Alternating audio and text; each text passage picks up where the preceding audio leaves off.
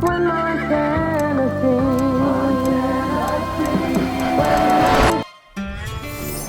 There's never been a more popular time to visit Montana. The TV show Yellowstone has reignited a fervor for that place, but it is nothing new. For generations, people have flocked to Montana to experience its natural beauty and wonder. But it's not just the beauty and wonder that brought people there. Its origins trace all the way back to the capital city of Minnesota, St. Paul. Today, on the final episode of Hidden Middle's first season, how Minnesota made the Wild West. Glacier National Park is one of the envies of the world. Tourists flock in here, so much so that today we have to get a timed entry to be able to enter here because it's in such high demand. But why is it in that high demand? It's because of the railroad barons like James J. Hill. Remember that name. James J. Hill is the main figure of this story today. Even though he's not originally from Minnesota, he's Canadian, he moves to the home of his wife, Mary Hill, and he settles in St. Paul. While the other barons of his day, the Carnegies and the Rockefellers, they're out over on the East Coast, Hill is happy to be in Minnesota, where the decisions that he makes shapes everything from Minnesota all the way out to Seattle. He didn't just build the railroads, he built lodges and tourist towns all over this area with the express purpose of bringing people like me here. We're going to northwestern Montana, to the finest mountain country in America. Come on, head for the mountains above. Glacier National Park, gateway to the Pacific Northwest. What comes to your mind when I say the words rugged American West? I bet you a picture is already starting to form. And that is not an accident, because tourism shapes our perception of the world. And the tourism of the American West, it was developed by the Hills. They built not just the marketing, but also the infrastructure that allowed for just everyday tourists to come and explore this beautiful place. Tourist infrastructure crisscrosses this park today, not just the roads for automobiles, but other pieces of infrastructure. Pieces like this horse tunnel, because the way that you explore this park has changed with time. From horses to trains and cars, all of these intersected for a time. But today, it's really just a bit of vestigial infrastructure for tourism that you see when you go on hikes like this. And as you drive out, slowly, headed homeward again, you can't help but be impressed with the privilege of our modern day. My worldview is very much painted by my career, and my career has been in tourism. And so I've been always interested in how tourism affects the world. And so while James J. Hill is most known as a railroad magnate, his company, it changed tourism. And I want to tell you more about that. So we're going to zoom out for just a moment and go from Montana back to Minnesota. The home of James J. Hill is one of the most remarkable mansions in the Midwest. And that home is no longer a home, it's now a museum run by the Minnesota Historical Society. Michael, who's an interpreter at that museum, showed me around and shared a little bit about the Hills when I visited there in St. Paul this last December. Hey. Good morning. Thanks for meeting with us. Absolutely. Welcome to the James J. Hill House. So we're in the main hall of the James J. Hill House. They started construction on this house in 1888, finished in 1891. It's like ridiculously opulent. Like, I mean, we're walking in off Summit Avenue and it's already like a street full of mansions. And this one is even like, makes the other ones look small. Oh, absolutely. Those were close to $100,000 houses. Yeah. And this is nearly $1 million house being built Really? at the same time. $1 million in 1891, what does that look like today? I mean, you're looking at probably somewhere around $35 million. Really? But what got him into the railroads? So he's doing a lot of shipping and warehousing. He owned a warehouse down near the docks today.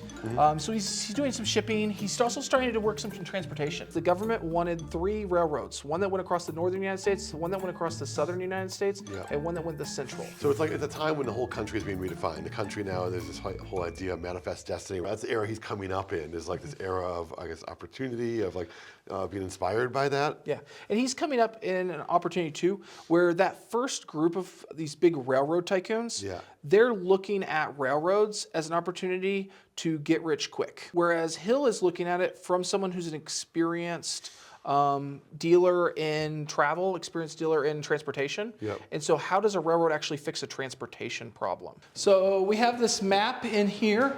This room, by the way, would have been Louis Hill's bedroom. So the son that ends up taking over the railroad. So Louis was the one who was more in the tourism world then? Yeah.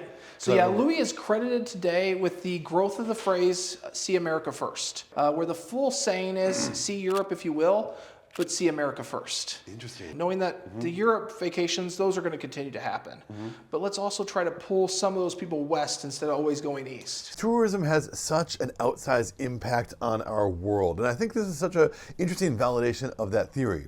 I'm recording this now from my new home here in Melbourne, Australia, and even today, as I give tours through my tour company here, people from America usually come down and I'll ask, where can I go whack another shrimp on the Barbie? Put another shrimp on the Barbie. Let's put another shrimp on the Barbie.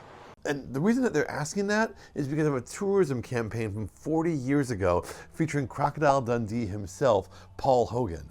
There's a bunch of versions of this ad, but they all end with him holding up a shrimp and saying, And there's plenty of shrimps on the Barbie. Come and say g'day. I'll slip an extra shrimp on the Barbie for you. They don't call them shrimps in Australia, they call them prawns, but that cultural memory continues to live on from a lot of Americans. And so I just think it's an interesting thing to consider how much tourism affects our view of the world. But I digress. Let's get back to the James J. Hill house.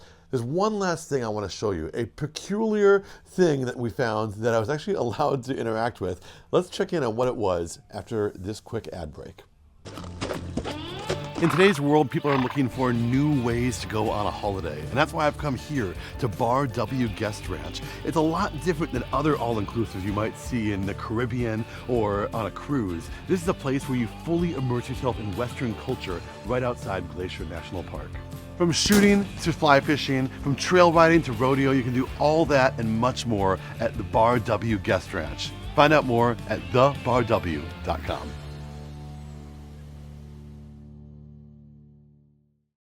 And this room right here was for his art collection. The pipe organ isn't on the plan of the house. Instead, we think that during construction, someone convinces him that what the house really needs is a pipe organ. Okay. Can I play it? I mean, we could fire it up if you want to fire it up for a second. That'd be awesome. I can play one song on piano. It's a Christmas song, so it's kind of appropriate for the season. I think that this house, if I was looking at it when I was in high school, I would have just been like, oh cool, big old house. But in this day and age where the wealth inequality is bigger than ever, this structure presents a lot more questions to me than awe. Honest history is that he is a guy who, slashed worker pay. He made decisions sometimes that we look back and we're like, oh, that was a great decision. Yeah. Other things you look at, it's like, oh man, what a jerk, Yeah. So, I mean, people are complicated. Whoop. That's as far as I got without screwing up. I can't do any more, but does that look cool? Bro, how do you know how to play the organ? These wealthy men, like James J. Hill, the Rockefellers, the Carnegies, they understood the new world of modern mass media, and they understood the importance of crafting one's own image. And James J. Hill went out on a mission that had as much practical benefit as it did image benefit. Let's talk a little bit more about that back out in Montana. James J. Hill is 61 years old, and so it makes what he does next kind of remarkable. He hops on a horseback and goes across Montana to see for himself the perfect spot for his train lines. Now he's living in the Gilded Age, at a time where executives are very concerned about their public image, and so all this story has to be taken with a bit of a grain of salt. And yet still, the idea of an American executive leaving the comforts of his mansion in St. Paul to come all the way out here, camping and roughing it along the way, it's kind of remarkable. This kind of sounds weird to say, but Montana really looks like Montana. That craftsman architecture that you typically see at national parks, it's everywhere. From here to even the airport when you fly into, it's got like timber like you're at a ranch when you come in. So it's a small airport, but an airport that's got quite a bit of money. So the home behind me is Charles Conrad's, and he is a key part of James J. Hill's expansion west and how he built part of the American West. Building a railroad from Minnesota all the way out to Washington isn't just a matter of finding a pass that can go through the mountains. No. You have to find businessmen and entrepreneurs who you can partner with. In fact, Charles Conrad famously said, "You build me a railroad and I'll build you a town." It was James J. Hill who built the railroad, but it was Charles Conrad who exemplifies the impact that the business of railroads could bring. The town that you fly into when you fly to this part of Montana today is Kalispell, the town that this guy founded. It's just another bit of evidence that Minnesota built the West. Putting a train line here in Montana put these towns on the map, literally, because James Hill decided to put it in Kalispell right here, not in Demersville, which is actually no longer on this map because the town disappeared after. People put their houses on logs and rolled them over to Kalispell, but James Hill wasn't done. He eventually would move his train line over here to Whitefish, dooming Kalispell to just have a little branch line connecting it over to the main line over here. All that we have to remember this today is this little plaque here, which is fun because we're a long way away from St. Paul, and yet right here on the plaque it commemorates the linkage to St. Paul with this old picture of the trains and the train station and this little tiny bit of track still remaining from history. Why is it that the train station here looks a lot like a national park visitor center? Well, that's because the national parks and the Great Northern Railway, the company owned by James J. Hill, they had a symbiotic relationship with one another. Because as national parks got more and more popular, well, more people bought tickets to the train. That is just a vestige of the past at this point, though, because nowadays passenger train transport has all but disappeared in this country, as passenger train services need to give way to BNSF, which still has a Minnesota connection because the James J. Hill Corporation is now BNSF after a series of mergers. Meanwhile, passenger trains only come through here twice a day. That's like the longest, I cannot believe how long trains are. Every time they come through, it's like, whoa. There's a subset of train videos that I'm fascinated with, that I love watching on YouTube, and it's the people who ride these trains illegally. They'll like sneak on, and then they go in the little crevasses over here, and then like usually they get caught, and someone comes with a crowbar, and the video cuts away. It's a deep rabbit hole you can go down on YouTube. Trains would eventually fade in prominence, but the cultural significance of looking westward never went away. Because nowadays, of course, air travel is the way we get around. And here in Minnesota, we went so far west, it became east. This was the hub of Northwest Orient Airlines, so called because Northwest Airlines was the first commercial carrier to go all the way out to Asia. And as a result, even today, Delta, which would later acquire Northwest, has direct flights from here out to Seoul, South Korea, and to Tokyo. You would think, why would you travel to East Asia via the middle of the country? Well, the fact is they would follow on the Golden Circle, a big arch that went over Alaska. Because if you take a string, put it on the globe, the shortest distance is actually about the same distance from San Francisco to East Asia. A little bit longer in Minnesota, but not that much, only about an hour.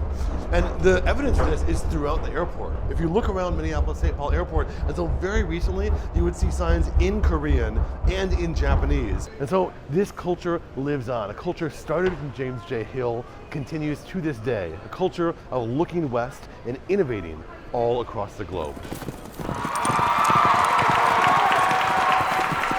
When James J. Hill built the railroad tracks that connected Minnesota out to the west, he brought Minnesotans with ambition, with capital, with enterprise. But the people who landed here found themselves forged by the land that was around them, a land much different than Minnesota. Nowadays, Montana could not be more different than Minnesota. And that is exactly the point. Montana and Minnesota, these are not places that you would think are connected, but they are. It's not a challenge to go find these connections though. Just zooming into any subject matter makes it so that you can often find those connections. Whether it's nude John Lennon and the Mall of America, or it's the Trump administration and the meat industry. If it's the connections between deepfakes and an ancient Viking runestone, or the most successful kidnapping in American history and the Watergate hearings, all of our world is much more connected than you might believe.